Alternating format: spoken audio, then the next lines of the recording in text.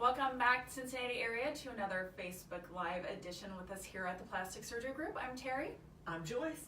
Happy And Halloween, by the way. Happy Halloween, Yeah. yes. And today we are being joined by Dr. Ledbetter. And so heads up, listen up, guys. This one is all about you today. Exactly. We're finally approaching a time. I've been doing this for years. Terry's been here for a while as well. Leslie too.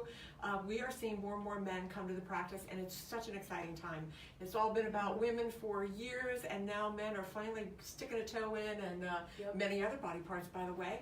And we're seeing an increase in everything from injectables to cool sculpting to surgical procedures, and Led will expound on that when he gets over here and chats. So glad you could join us. And Dr. Ledbetter, you want to Come on in. Come on in. Hey, all you Facebook Livers, how you doing out there? I'm Dr. Michael Ledbetter. Welcome to Facebook Live at the Plastic Surgery Group. Terry, good to see you today. Dr. Ledbetter. Joyce, good to see you Dr. today. Ledbetter. And today I'm here to tell you about a myth. A myth that plastic surgery is all about women. Well, I'm here to tell you that the men are coming into their forefront. 25 years ago, we used to have maybe 5% men in practice. Today, it's upwards of 25 to 30%. The baby boomers are coming on strong, and they're going to go out kicking. So I'm here to talk to you a little bit about what's available for men. And it's not a whole lot different than what's available for women, but we use it in different ways, and there's different indications. So let's start easy, and let's start from the top of the head, and we'll work to the tip of the toes, okay? So one of the most popular surgeries for men today is hair transplantation. Now, for years I used to do hair transplantation. Unfortunately, I don't do it here at the Plastic Surgery Group anymore, but I want to give you a little enlightening information about hair transplantation and how much more popular it is today than in the old days. In the old days, the results from hair transplantation were less than ideal. And then unit follicular transfer came along, and that means individual placement of hair follicles on the scalp. And for years we've done that with very nice cosmetic results. There's a new technique now that I'm very happy to see come to the forefront, and that's, just remember this name, it's called NeoGraft. And NeoGraft is kind of taking the country by storm because of the technology and the way it can be used in hair transplantation. So if you're thinking about hair transplant, look up hair transplantation. Don't be afraid to go to some place that does a lot of it, and look for NeoGraft. It's hot. Now, if we work on down on the face, your face is not much different than a female face, only the bone structure and the skin is a little bit thicker. So what you want to keep in mind is we do the same operations for men that we do for women, usually for different indications. Let's start with the brow. Men sometimes have extremely heavy brows, and it can affect their vision along with excessive skin on their upper eyelids. So the combination of brow relaxation and upper eyelid excess can be done with brow lifting, upper eyelid blepharoplasty, and the use of Botox. Botox is a very important tool when you're talking about abnormal frowning, motions of the face that are creating tired appearance, etc. So brow lifting, upper lid blepharoplasty. Move down the face a little bit. We have the same type of procedures we do for women. Face lifting, cheek implants, rhinoplasty, which is nasal surgery. Now it's a little bit different for men than it is for women. When you talk about a rhinoplasty with men, you want to realize that men are very attuned to their ethnic background. So you don't want to feminize a male's nose. Most of the men that we see are having rhinoplasties are men that just genetically got the bad end of the stick, or they boxed too much, or they broke their nose playing football, or they got kicked in the face playing soccer. So a lot of men have nasal surgery done because of post-trauma. Work on down the face, we do chin implants, we do jaw advancements for things that require dental difficulties, profile issues, etc. So when you work down below the chin, a lot of men have turkey gobbler necks. So there's a lot of things that can be done in the treatment of turkey gobbler necks. We can do direct excision of skin. We can do facelifting. All of these are tools and procedures that can be used to youthen the appearance. With a lot of people working later in life, Appearance is becoming very important. They want to maintain a youthful appearance. So men are seeking out procedures that help them maintain their youth long term. Work on down the body now, and we come to the male chest. And there's different types of problems in the male chest, but the one we see most often is what's called gynecomastia. And gynecomastia is abnormal breast development in a male. It can either be due to weight gain, or it can be due to genetic propensity with hormonal imbalance. So we do procedures to remove the excessive breast tissue and recontour the male chest. Now, some men are born with significant underdevelopment of their pectoral muscles, so it is possible to do pectoral implants, and we see this a fair amount in men who are bodybuilders who want to enhance the male chest. Work on down from the chest, and then we always reach that tummy, that beer belly. Well, I'm here to tell you that you got to realize that when you look at the beer belly, it's not always due to beer. Sometimes it's due to excess fat in the abdomen, but you have to realize that the male is a little bit different than the female genetically, and the male has more tendency to harvest fat or grow fat inside the abdomen.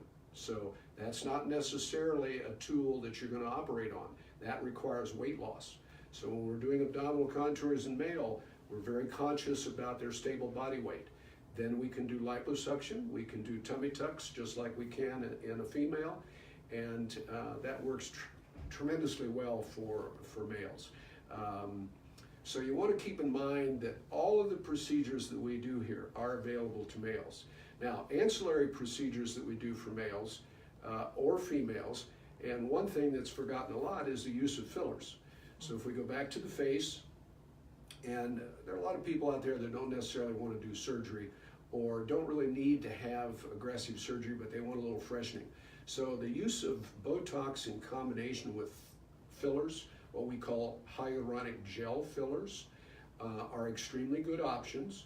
The only thing you have to realize is that if you're going to use filler for youthening of the face, you have to use enough. The biggest mistake people make when they use fillers is they don't use enough filler. So when you're trying to hide gravity or loss of volume with a filler, you have to use enough volume. If you don't, you're not going to get the results you hope for. Once we get an adequate fill in the facial area, then it's a matter of how long does the fill last. And in most cases, depending on the product that you use, it can last anywhere from 9 to 24 months, depending on the type of filler that you use. And there are a lot of different options that can be used and customized when you're talking about the use of a filler. So that's really the important things to understand. There are some ancillary procedures in males that are not as popular, but one of those is calf implants.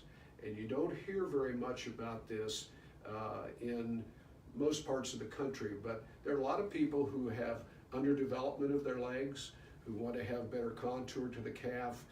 There are people who are born with club foot, and they have an underdevelopment of one leg versus the other, and they want to try to balance that and create a better aesthetic appearance to the calf. And it is possible to use calf implants to enhance the profile of the calf and overcome some of those developmental difficulties. So those are really the important things to understand about male surgery. Liposuction. Did we hit on that? Mm-hmm. Yeah, Did we talked about lipo. I'm thinking of muffin tops. That's Well, what I always hear. that comes about in Yep. body contouring, and Definitely. the use of liposuction just as a tool, along with things like Body Tight, which is a procedure we use for potentially tightening the skin if there's some laxity of skin. But you have to put these tools in perspective, because all these tools are used in a different way, and you customize them to the individual patient. So that's really the important thing to understand.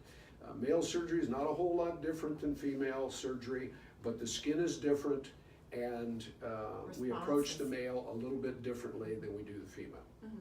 So those are really the important things for you. I'm sorry that my alter ego didn't arrive today, but I forgot to bring my Christmas hat. So anytime you want to come back to Facebook Live, come on back to the Plastic Surgery Group. We'd love to have you here. Thank you all for viewing Dr. Ledbetter today. I thought that was very educational, head to toe. review of what's available for men. And like I said, we are seeing more and more men come in, sometimes with their wives. Their wives are kind of prodding them along, but whether you have a significant other that wants you to perk yourself up, but ultimately you do it for yourself. So if there's something that's bothering you and you want to stay competitive, as Dr. Ledbetter mentioned in the workforce, it's critical now to look your best, and I think that's translating to more interest in coming in for a little rejuvenation. Just perk you up. So men have finally realized what we've known for a while. You look better, you feel better. And they're coming in and getting it done. Yeah, Yes. from Yeah. skincare to Amen. full sculpting Amen to to that. everything. That's Yeah. true. That's Surgery, true. yeah, they're definitely coming in. So we want to give a big thank you to all of our Facebook friends because you certainly help spread the word on how fantastic we are here at the Plastic Surgery Group. And we do have the experts. We do. Yes, Yeah, so definitely. take it from them. But again, you know from our Facebook Live videos, we love it when you like and share our videos, always, always. And today, we're very excited for this one because we haven't done this giveaway yet, but if you leave us a comment, you have until this Sunday, November 4th at midnight to register to win a free area of Botox. So just like men being hot for the holidays, we want you all to be hot for the holidays. So we're going to give away a free area of Botox if you comment. Also, just a quick reminder, we have an open house coming up next week on the 8th. This is super exciting as well. Cool sculpting, another really popular procedure for men and women. Getting ready for the holidays is perfect timing. We'll offer 25% off all 3 locations, noon to 8 o'clock. All 3 days we'll be doing evaluations. If you qualify for Cool Sculpting, you get your quote for that, and you've not had Botox before, or you want to do it in a different area than you've had, like maybe you've had it between your eyebrows and now you want to try your outer eyes, your crow's feet. You'll be able to get a free area of Botox along with your Cool Sculpting package. So we're super excited to be able to offer that. So not only the 25% on Cool Sculpting, but try the Botox as well. So we will get you set for the holidays. You'll be Male, ready. female, bring it on. Come visit us. 791-4440. Look at the website. And we'll see you again next month. Thanks. Thank you. Bye. Bye.